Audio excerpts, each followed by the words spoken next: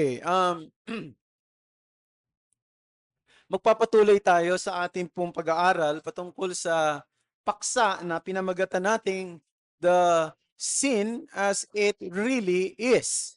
So, just to make some a quick review, so we look at, so just for a quick review, so we look at the nature of sin, no? And then the original sin. Now, para mas mabalik lang sa atin, ma-review lang sa mind natin yung diagram na ginawa ko rito.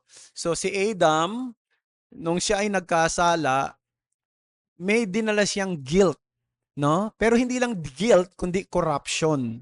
Guilt and corruption. Yung guilt, yun yung ating katatayuan. Yung corruption, yun yung kalikasang ispinasa, no, sa atin. So, ang tawag diyan ay imputed sin, no? So, makikita natin dito, so yung guilt ay ipinasa sa sangkatauhan via imputation, we call that imputed sin. And then corruption via generation, we call that original sin. So original sin has something to do with the corruption na dinala ng pagiging may sala ni Adan sa sangkatauhan, no? So yung mga bata, 'di ba? Sanggol. Siyempre hindi pa nakikita yung corruption, pero meron ng guilt, no? And habang nagkakaroon na sila ng edad, habang lumalaki sila, i-express na, nakikita na yung corruption. At ito ay sa kanilang behavior, maaring unconscious pa sila doon sa ginagawa nila, pero makikita mo na yung behavior nila. That is the so-called corruption na dinala sa atin. Ang tawag doon ay original sin. Okay? And then last time we look at another thing, the personal sin. Ako ba ang nagpapagalaw o ano, Nicole? Ako o ikaw? Ako? Okay, sorry. So personal sin. So dito sa personal sin, tiningnan natin yung dalawang mahahalagang punto rito, no? I mean, apat pala. So we look at what is the distinction of personal sin and original sin. As I said, original sin is our inherited sinful character, while personal sin is our actual rebellion.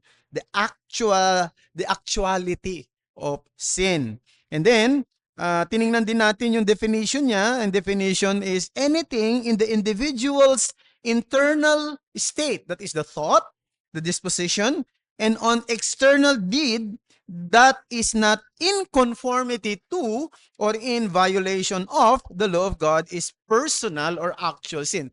I have taken that definition from Pastor Noel Espinosa's lecture in Dogmatics, no? So we do not do what it requires, or we do what it forbids. So we call that sin of omission and sin of commission. Yun yung mga classification ng sin. So pagdating sa sin, makikita natin merong sin according to knowledge. So merong unintentional sin, merong presumptuous sin. Unintentional, isang kasalanang hindi mo namang gusto pero nagawa mo, no? Nakapatay ka nang hindi mo sinasadya, kasalanan pa rin, no?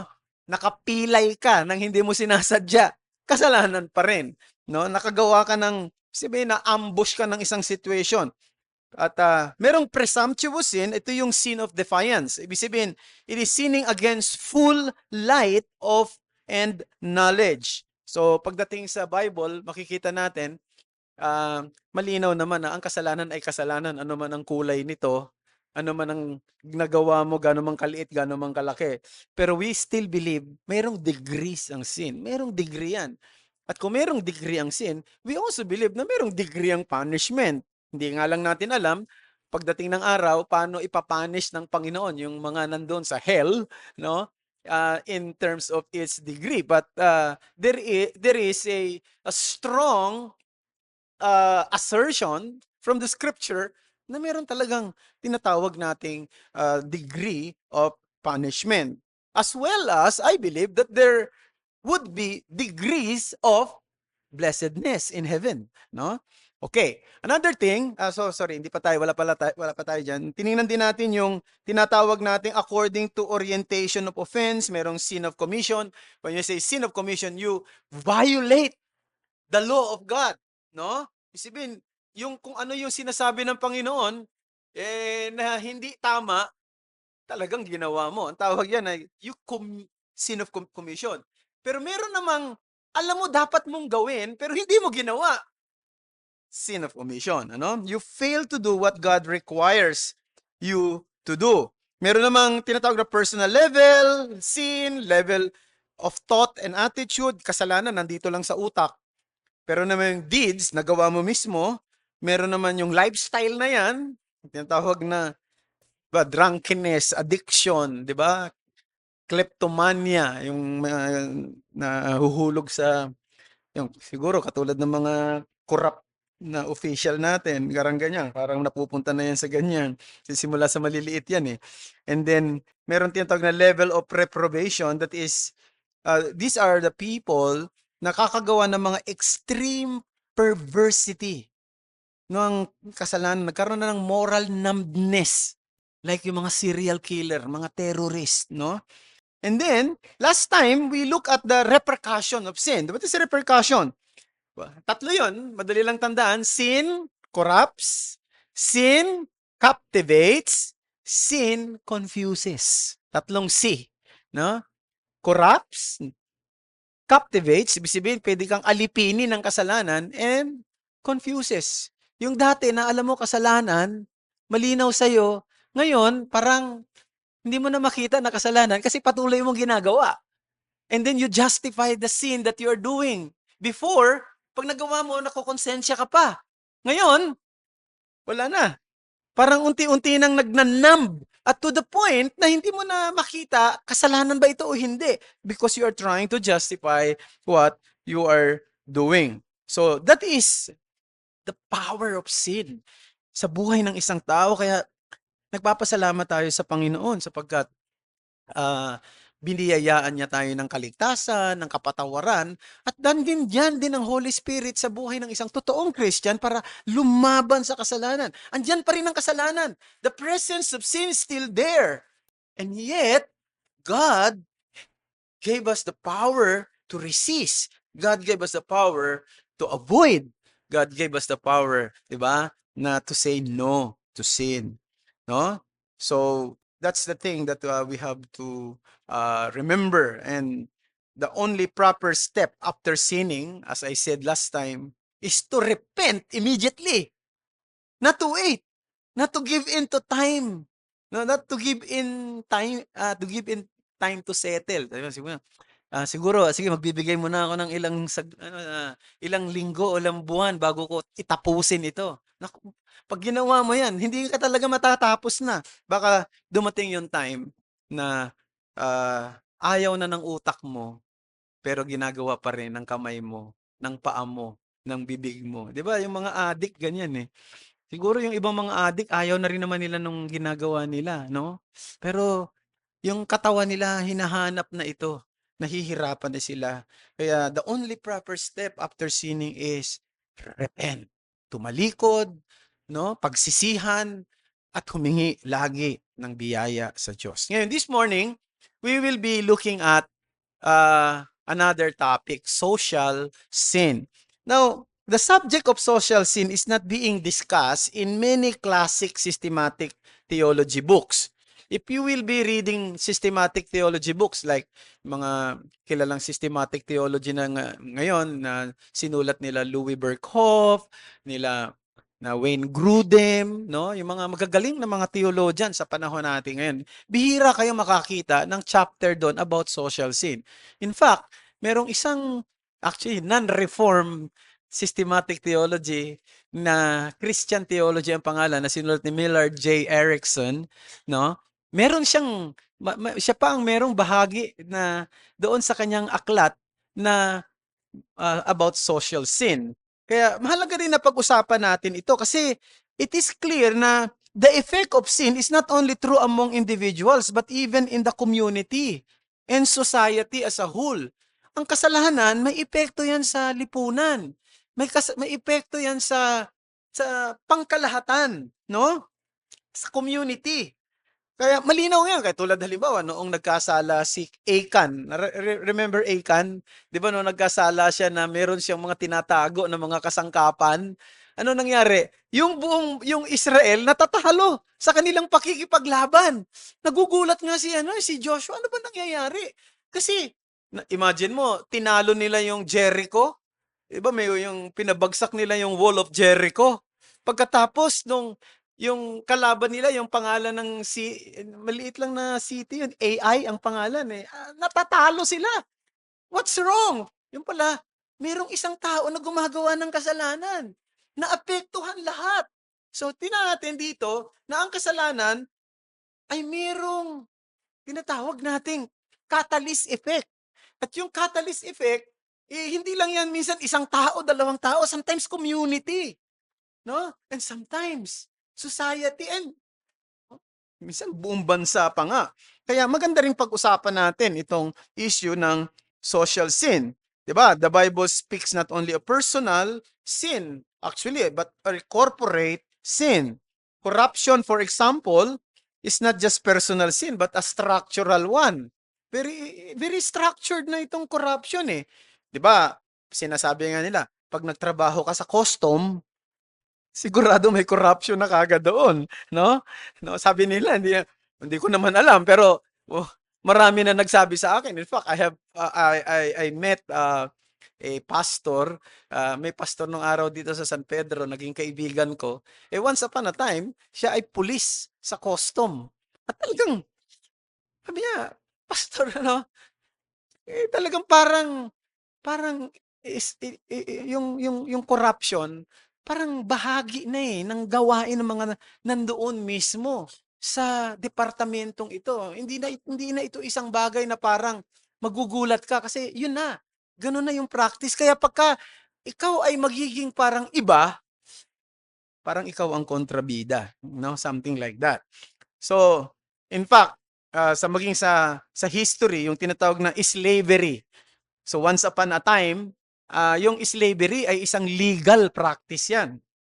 Kaya yung ginagawa ng mga British nung araw, 'di ba, katulad nila John Newton, no? 'Di ba si John Newton isa siyang kapitan ng barko. Ang trabaho niya noon eh mangidnap ng mga African doon sa Africa, no? Kikidnapin talaga nila 'yon kahit na ilalayo nila sa pamilya, maaring lalaki, babae, tapos ilalagay nila sa barko, no?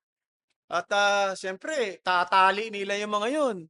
Pagka mahina-hina na yung katawan, siyempre mahaba ang biyahe sa Atlantic Ocean. Itatapon na lang nila mismo yan diyan sa mismong dagat para kainin ng pating. Nakita niyo yung bagay na yun at yun ay legal. Legal na gawain noong araw. Ibebenta yan sa ang tawag doon, slave trading, Ibebenta yan sa market, slave market. Tapos, kaya nga siguro magugulat kayo, bakit nga ba may itim sa Amerika? May mga negro sa Amerika, may mga pangit na salitang negro, kaya patawad. May black na lang. Racist, sorry. Baka may mag-ano sa akin na racist dito. Bakit may mga itim na mga British? May mga itim na mga, 'di ba? Na Canadian, may mga itim na French. Bakit? That was the product of slavery in the past. So merong slavery nung araw. Buti na lang nawala na yan. Pero ang tagal ipinaglaban yan ng mga lingkod ng Diyos katulad nila Wilberforce, no? Si William Wilberforce. Ilang beses niyang inihain ang panukalang batas na alisin na ang slavery doon sa Great Britain. Lagi siyang natatalo, hindi na nanalo sa boto. Actually, noong maipasa yung tinatawag na abolishment of slavery, patay na siya, no? Pero hindi ibig sabihin hindi siya nagtagumpay, no? Kasi yan, ano yan ngayon sa Amerika, bakit nagkaroon ng civil war, di ba? You remember, nagkaroon ng civil war sa Amerika, yung South, saka yung North, nag-away yan. Patayan talaga. Anong dahilan? Because of the black people. Kasi gusto ng mga taga North na alisin na yung mga slave. wala nang mga slave. Gusto ng mga taga-South, meron pa rin. Bakit? Kasi yung mga itim, nagtatrabaho yun sa kanilang mga negosyo. Sila yung mga nagtatrabaho sa mga tinatawag na cotton industry nila. Mga magagaling yung mga itim doon sa kanilang gawain. Pagka inalis nila yung mga malulugi yung negosyo nila, babagsak. So, ano nangyari? Ano, 'di ba? Nung araw isa lang ang Baptist sa Amerika. There was only one Baptist. Actually, pagka pinag-aralan yung history, Reformed Baptist. Pero because of the Civil War, nagkaroon ng Southern Baptist at nagkaroon ng Northern Baptist. Yung Northern Baptist, ito yung naging American Baptist later on, no? At nakita nyo ang effect nung bagay na yan. So, makikita natin yung scene, mayroon siyang social effect, mayroon siyang corporate effect, no? At yan ang dapat nating tandaan. Ngayon, mabilis lang naman at tingnan natin para meron tayong time for question and answer later. So, first we will be looking at unang-una, yung tinatawag nating corporate nature and effect of sin. Yan ang unang pag-aralan natin. Pangalawa, titingnan din natin yung common structural sin. So, dalawang bagay lang ang ating i-discuss ngayon. The corporate nature and effect of sin, and then the common structural sin. So, what is the corporate and nature and effect of sin? Una, sin has a cosmic effect. So remember, Genesis chapter 3, verse 17 says, ano yung nakalagay sa Genesis 3:17 to 18? No. And to Adam, he said, because you have listened to the voice of your wife and have eaten of the tree of which I commanded you, you shall not eat of it. And then ano ginawa? Curse is the ground because of you. In pain you shall eat of it all the days of your life. Thorns and thistles it shall bring forth for you, and you shall eat the plants of the field. So, the cosmic effect is that God cursed the ground because of sin. Sinumpa ng Diyos ang lupa. So, dito natin makikita, bakit merong natural calamities? Merong earthquake, marahil, no? Merong volcano eruption, at maraming mga kung ano-anong klaseng nangyari dito sa ating mundo, it is because of the cosmic effect of sin. That's why in Romans chapter 8 verse 22, sabi rito ay, for we know that the whole creation has been groaning. Tingnan niyo yung term na ginamit, groaning together in the pains of childbirth until now. Now, this is a personification. Ang ibig sabihin, hindi naman talaga naririnig natin na umuungol yung may umuungol ba? No, wala naman na umuungol yung lupa. Ang mundo, wala. No? Pero, ang punto dito, dahil daw sa kasalanan, maging itong creation, kung magsasalita lang siya, sasabihin niya, no, nahihirapan na ako sa ginawa mong kasalanan. Ito ngayon, yung pagkakalikha sa akin bilang isang lupa, bilang isang likas sa kalikasan nito, ay nagpuproduce ng problema. At gusto niya nang makawala ron. And he is actually, the creation, longing for the redemption. So darating din yung time na pag dumating na ang Panginoong Kristo, nakatingin din daw yung creation doon para bumalik na sa kanyang original na kalalagayan ang mundo at hindi na ito maalis na yung curse o sumpa dito. So dito makikita natin yung matinding problema. And then, sin has a relational effect. Sin breaks human relationship. Now let us read some of these verses. Genesis chapter 3 verse 7 says, then the eyes of both were open, and they knew that they were naked. No? They were naked. So, imagine yung situation na yun na matagal na naman na silang naked. Pero at this time, nagkaroon na ng kakaibang pakiramdam sa kanilang pagtingin nila sa kanilang itsura at sa itsura ng iba. No? And then, verses 9 to 10. But the Lord God called to the man and said to him, "Where are you?" And he said, "I heard the sound of you in the garden, and I was afraid because I was naked and I hid myself." So what is the effect of sin? The effect of sin is shame. Nahihiya ka na. And then fear. Natatakot ka na. Diba? Kahapon sa devotion namin doon sa mga young at heart women na nag-walking, ito yung binigyan kong pansin na, di ba sabi ko nga, yung takot ay nasa pagkatao na natin mula pa nung bata pa tayo. Kitang-kita mo yung mga bata, natatakot yan kapag hindi nila nakikita yung nanay nila, yung tatay nila, di ba? O natatakot sila pag may nakakatakot, no? Yung anumang bagay na bago sa kanila, natatakot sila. No? So, pag siyempre, nagkakaisip na, iba na yung takot mo, exam na, no? Teacher na, doon ka na natatakot. Natatakot ka na doon sa mga classmate mo na bully, no? So maraming ganyan. O kaya naman, pagka nagkatrabaho ka na, iba na ang takot mo, no? Baka maliit lang ang sweldo, baka hindi ako pasweldohin, o takot ka na sa boss mo, takot ka na, marami na. Tapos, pag nagkakaedad na, syempre, iba na rin ang takot. Dahil tumataas na ang mga kolesterol at sa kung ano-ano, ang sugar, yung health issue na. And then, syempre darating na yung time na parang nakikita mo na yung doorknob ng heaven. No?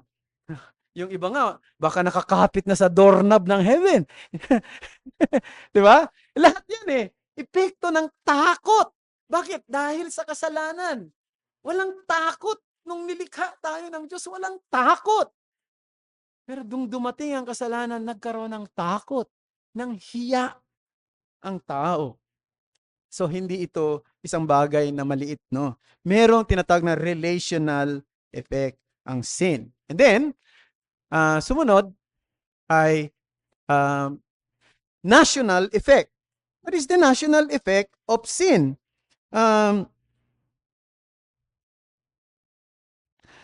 Dito makikita natin na yung prosperity and adversity of a nation has connection with their moral status. No? Ang kasaganaan at ang kahirapan, kaguluhan ng isang bayan, may koneksyon yan sa katatayuang moral ng karamihan ng mga tao o maging ng mga pinuno. Proverbs 14:34, righteousness exalts the nation, but sin is a disgrace to any people. Now, gusto ko lang paliwanag, baka isipin niyo yung righteousness dito, yung tinatawag na righteousness na galing sa justification na ginawa ni Christ. No, it is not about the righteousness that Christ has done or the righteousness of Christ na inimpute sa atin. Kundi yung righteousness na ito ay may kinalaman sa tinatawag na social righteousness, where justice is being implemented fairly and impartially to all. Ang ibig sabihin, pwedeng ang isang bayan na hindi Christian, ang isang bansa, hindi mananampalataya ang karamihan o ang religious practices ng karamihan doon ay hindi naman talaga katulad ng nasa Bible, pero merong social righteousness. Ang ibig sabihin, merong matuwid na pagpamamahala. Halimbawa, yung mga taong may sala, pinarurusahan talaga. At hindi tinotolerate ang kasalanan nila o walang corruption, 'di ba? Parang ganyan.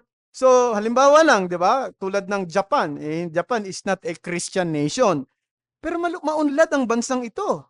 Kasi merong social righteousness na pinapractice sila roon. Merong discipline na pinapractice. Pumunta ka sa Singapore, hindi naman masasabi natin na maraming Christian sa Singapore, maraming ang Buddhist doon marami ring Muslim, no? At marami ring mga tao ron, pwede nating sabihin na secularist, no? Pero maganda yung bansa. Bakit? Mahigpit sila sa mga bagay na dapat ay mahigpit, no? Sumusunod sila sa batas trapiko. Pag green, green talaga yan, no? Pagka Ano, iba kasi dito sa atin, pag nakakita ng yelo, bibilisan ng takbo. Hindi, sa kanila pag nakakita ng yelo, 'di ba, magme-menor na. Talagang ibang-iba sa, ano. So makikita natin merong pagdating ng gabi, wala ng katao-tao, 'pag nag-red yung light, red, hihinto pa rin. Eh, dito sa atin, wala ng pulis, eh, 'no? Kaya puwede na. So, naintindihan ba natin 'yun? So, dito lang yung maliliit na bagay na 'yan, magko-contribute 'yan sa tinatawag na prosperity or adversity or pwede nating sabihing uh, uh, corruption na nangyayari, disgrace na nangyayari sa isang bayan. So, okay, another thing is sin has a corporate effect. No? Individual members of a nation or society are deemed as sharing its sin without personal and active participation. No, halimbawa, the three great intercession in the Old Testament. Ayan, madaling tandaan yan. Meron tatlong mga magtitinding intercession sa Old Testament. Makikita nyo sa Ezra 9, sa Nehemiah 9, at saka Daniel 9. O, dali-andali tandaan. At ang magsisimula yung intercession na yan sa panalangin na, we have sinned. Sabi ni Ezra sa Panginoon, we have sinned. Si Nehemiah, si Daniel. Of course, hindi naman kasama si Ezra, si Daniel sa kasalanan na ginawa ng kanyang bayan. Pero isinama niya yung kanyang sarili. Sinabi niya, Panginoon, kami ay nagkasala sa iyo, no? Sa Isaiah chapter 6, verse 5. Sabi rito, no, ni Isaiah, "Who is me? For I am lost, for I am a man of unclean lips, and I dwell in the midst of the people of unclean lips." Ang punto rito, siguro, hindi naman natin pwedeng sabihin na hindi rin nagkakasala si Isaiah, pero kumpara sa kasalanan ng mga tao sa paligid niya, siguro naman hindi siya kasing tindi nila. Pero in-identify niya na yung kanyang sarili sa mga taong ito. Kami ay mga maruruming lahat ng aming mga labi. Kaya, is me. Sabi niyang ganun. So, the point is, ito yung pinaka-point dito, mga kapatid. Even if we are not guilty of its offenses, no? As part of the culture, ay, meron pa pala akong verse, sorry meron pa pala akong verse na binanggit. So ito, sabi dito, Titus chapter 1 verses 12 to 13, one of the Cretans, a prophet of their own, said, Cretans are all liars, evil beasts, lazy gluttons. This testimony is true. Therefore, rebuke them sharply that they may be sound in the faith, not devoting themselves to Jewish meat and the commands of people who turn away from the truth. What's the point? The point is, sabi niya, yung mga taga-Kreta, puro mga matatakaw, no? Mga sinungaling, evil. Ibig sabihin, lahat ng tao ron, puro matakaw. Walang slim, puro pala matataba. O puro na lang evil beast, puro sinungaling na pag kinausap mo, walang sasabihin totoo. Pag sinabi mo, saan po ba yung CR? No? Imbis na turo lang yung CR. Hindi, doon. Sa malayo. Hindi. Ang ibig lang sabihin, marami sa kanila ganon. Pero hindi lahat ng tao. Kaya lang dahil marami, identify na sila lahat doon. Diba? Noong araw, kapag sinabing Ilocano, kuripot. Totoo ba yun? Naman totoo yun. Dami yung kailangan ko mga Ilocano na ano rin gastador. Di ba?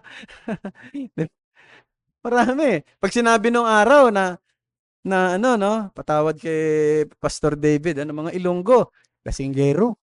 No, nung araw, nung bata-bata pa ako, pag sinabi, Ilonggo, mga lasinggero yan. No? Hindi naman totoo yun, di ba? No? Pag sinabing mga Kapampangan, ano ba yan? Merong pangi, nakalimutan ko na Ano na? Dugong aso? Si June ang nagsabi yan, Hindi, kung mga Kapampangan dito, kayo, hindi ko alam.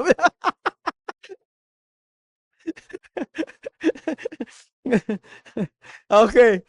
Alam ko lang, Kapampangan pala, masarap magluto. Okay. So, yan. Yun yung corporate effect. Now, ano yung pinaka-point mga kapatid na gusto kong sabihin? Ito, no? Even if we are not guilty of its offenses, as part of the culture, we participate in its consequences. Right? No? Totoo yan. Kaya, wag nating wag tayong magmalinis na lang na, kung ganitong tingin ng mga tao, ako hindi. Pagbahagi ng culture, identify ka na dyan, ano? Kaya, sa prayer din natin, hindi lang natin siguro ipagpipray, yung mga taong hindi magaganda ang ginagawa sa lipunan. Isama na rin natin ang sarili natin dun. Kasi, nagiging bahagi na tayo nito. So, okay, let's go to another topic, ano? Common structural sins. So, the first thing ay yung pwede nating tawagin oppression. What is oppression? Oppression is the powerful exploiting the powerless. Yan ang oppression. May kapangyarihan, dahil sa mayroon siyang kapangyarihan, mayroon siyang posisyon, ginagamit niya ito para i-exploit yung mga mabababa, yung mga nasa ibaba. Isaiah chapter 10, verses 1 to 3, sabi doon, woe to those who decree iniquitous decrees, and the writers who keep writing oppression, to turn aside the needy from justice, and to rob the poor of my people of their right, that widows may be their spoil, that they may make the fatherless their prey. What will you do on the day of punishment? In the ruin that will come from afar, to whom will you flee for help? And where will you leave your wealth? So dito yung galit na ipinakita rito ng Panginoon, ano? Doon sa mga taong they are using their position, their power to oppress the needy, no? To deprive them of the justice that they needed. Amos chapter 5, verses 10 to 15, 10 to 12 lang. They hate him who reproves in the gate, and they abhor him who speaks the truth. Therefore, because you trample on the poor and you exact taxes of grain from him, you have built houses of hewn stone, but you shall not dwell in them. You have planted pleasant vineyards, but you shall not drink their wine. For I know how many are your transgressions and how great are your sins. You who afflict the righteous, who take a bribe and turn aside the needy in the gate. Ako, nakalangkot yan. Bribery, no? At dahil sa bribe, hindi ibinibigay yung tamang justice sa mga tao at sa mga taong nangangailangan. They are using their power to oppress the powerless. Another thing, violence. Violence means the use of force to harm or to obtain unjust gain.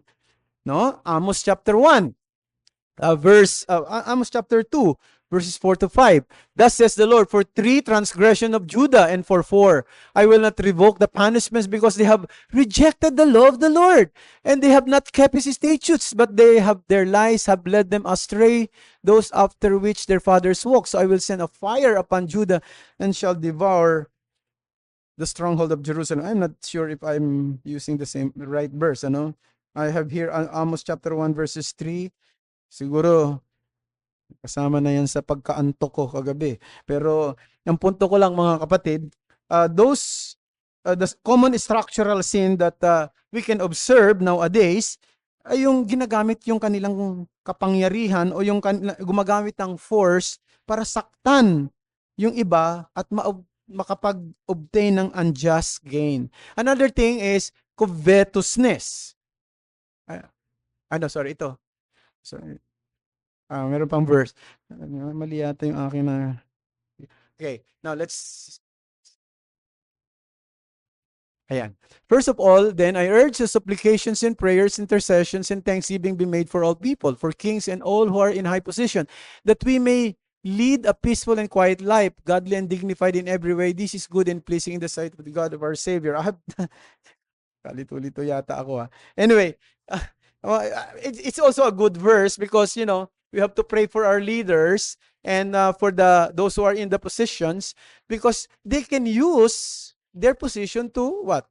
To do force or do violent thing against people. Eh, ang gusto nga natin, di ba? Meron tayong tinatawag na kapayapaan, no? Para nang magawa natin magkaroon tayo ng peaceful life and quiet life. In fact, if you study church history and history in the past, yung mga gulo na nangyayari, yung mga chaos sa isang bayan, gawa rin ng mga leader, no? Nga talagang gawa yan ng mga leader na kaya we have to pray for leaders that we may have a peaceful and quiet life. And being a Christian, why we want to have a peaceful and quiet life? Because we want to share the gospel. No? Not just because gusto lang natin matulog ng mahimbing o gusto natin makapag-malling lagi ng walang problema o walang hindi, because we want to share the gospel. Hindi lang naman natin gusto sana maayos ang buhay sa bansa natin para hindi naman nakakatakot, baka may mga hold up, no, may mag-abduct, imagine mo yung nangyayari ngayon, 'di ba? Yung nagtatrabaho lang naman, 'di ba, naman tawag rider, 'di ba? Sasaksakin, babarilin, no? May nagtatrabaho lang doon sa loob ng burger na store, pinasok, pagkatapos hinold up. So makikita na, no, hindi yun naman lang yun ang gusto natin. Minsan, tuloy, minsan lumalabas ako, kumakain ako, pag nagugutom ako, kumakain ako kung saan-saan dyan no? Pagkatapos nakaupo ka lang doon, biglang na-anticipate ko, baka meron dumating na naka-motorcycle, biglang, di ba? Pag-hold upin kayo ron o ano. Kaya, yung cellphone ko, tinatago ko na kung saan. Baka, yun, di ba? Ang point ko, mga kapatid, nakakatakot. Pero ang totoo, tayong mga Christian, why we want a quiet life? Because we want to share the gospel. No? We want to exercise worship na wala tayong katatakutan na huhulihin tayo. Yun man talaga ang pinaka-ultimate niyan. No? I'm sorry, medyo confusing yung mga verses na nagamit ko yata rito. Okay. Another thing is covetousness. This is socially expressed in greed and materialism. Yan yung tinatawag nating covetousness. No? Ito yung mga let's look some verses, di ba? Sabi ni sa Ezekiel 16:48-50, as I live, declares the Lord God, your sister Sodom and her daughters have not done as you and your daughters have done. Behold, this was the guilt of your sister Sodom. She and her daughters had pride, excess of food, and prosperous ease, but did not aid the poor and the needy. They were haughty and did an abomination before me, so I removed them when I saw it. So here is a clear expression of covetousness. Ano bang Tagalog ng covetousness? Ay pag-iimbot, no? Pagkuha ng mga bagay na hindi kanya, pagpapakita ng kasakiman sa mga bagay na material.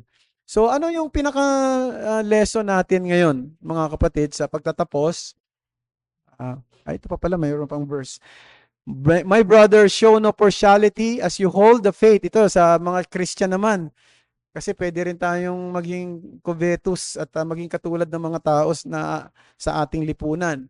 Sabi niya, as you hold the faith in our Lord Jesus Christ, the Lord of glory, for if a man wearing a gold ring and fine clothing comes into your assembly, and a poor man in a shabby clothing also come in, and you pay attention to the one who wears the fine clothing and say, you sit here in a good place, while you say to the poor man, you stand over there or sit down at my feet. Have you not then made distinction among yourself and become judges with evil thoughts? So, no, nakita mo, ay, ang ganda ng kwintas ni Sarah. Mayaman siguro to. Dito ka upo sa harapan, Sarah.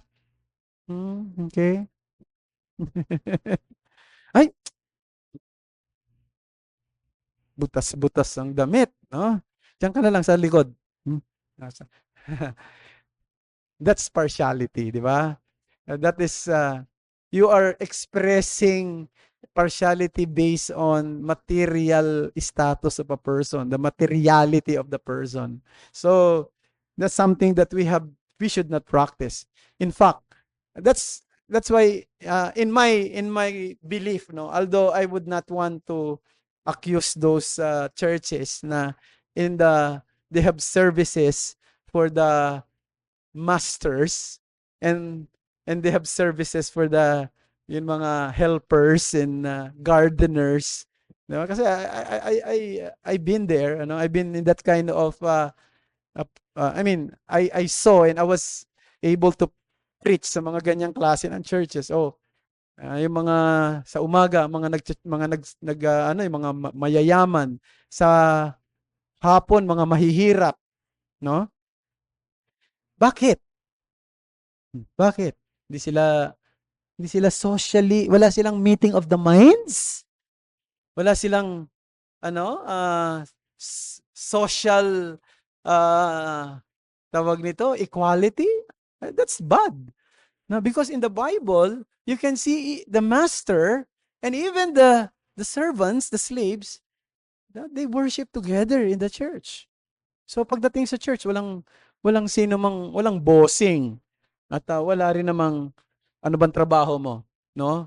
Katulong ka lang o kaya ikaw ay janitor o kaya anong trabahong mabababa. Hindi tama 'yon. Lahat pagdating dito, ang treatment natin sa isa't isa, pare-pareho lang mga kapatid, no? Paglabas natin, siyempre, paglabas mo, huwag ka naman mag-astang boss. Kasi pantay-pantay kayo sa church. Iba na. O kaya naman pagka labas mo na, dahil boss ka rito, pagdating doon, ay naku, doon sa church namin kasi pantay-pantay kami. Sige, ako na lang gagawa ng mga trabaho ng mga empleyado. Hindi na ako hindi naman ganon. Ang point ko lang, lahat tayo ay tinawag ng Panginoon sa iba't ibang larangan, pero pagdating sa iglesia, tayo ay pantay-pantay. So that's the point or the lessons or the challenge for each one of us is this. As Christians, we must be determined to live without compromise while earnestly praying that God would bring spiritual revival to our society. May our lives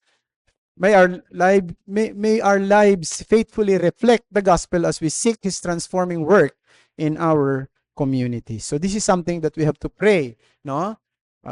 Live a life that is with integrity, no? Without compromise. And also at the same time, we pray for the country. We pray for revival. If you study the revival, alam mo ba, pinag-aralan nyo yung mga revival, like sa Amerika, nagkaroon ng revival sa panahon ni Jonathan Edwards.